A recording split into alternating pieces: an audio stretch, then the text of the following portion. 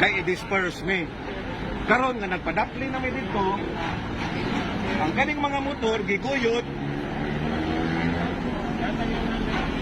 unya gipatunga kay ilang bakon. Kaparking og tarong dito, giguyot padung diri kay obstruction kay naa na diri.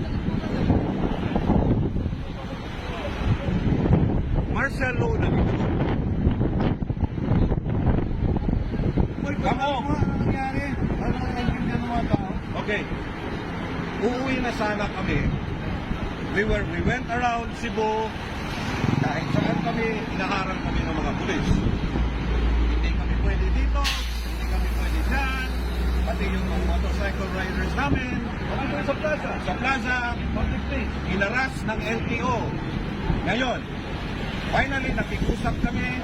Politely with the police, na uuwi na kami. So, nandito na kami, hindi na kami nanggugulo. Nagay kami at uuwi na. Yung mga motor dyan, nakapark yan doon. Hinila ng mga pulis papunta dito kasi obstruction. Now, I told Colonel Iyanan na since ako ang leader, ako ipakulong. Hindi ako nag-utos. Oo, ayan o, obstruction daw. Oo. Pero yung mga truck, lahat, wala. Kami lang. Meron pa doon o.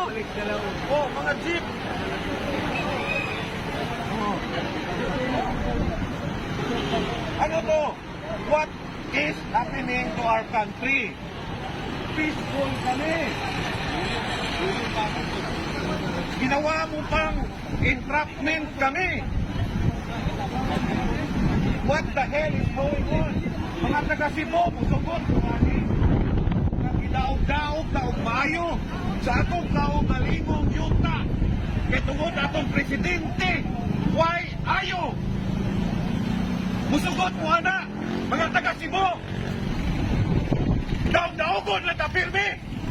Nga tinarong ta o protesta sa atong katungod. Maski ilat ang gibukod, ilat ang giharang nagpatuo ta. Pero karon na mauli nami, kay di mi gustong samok. Isong mi tanawa naghanap pulis. Na mauli nami. Bigukod kami diri.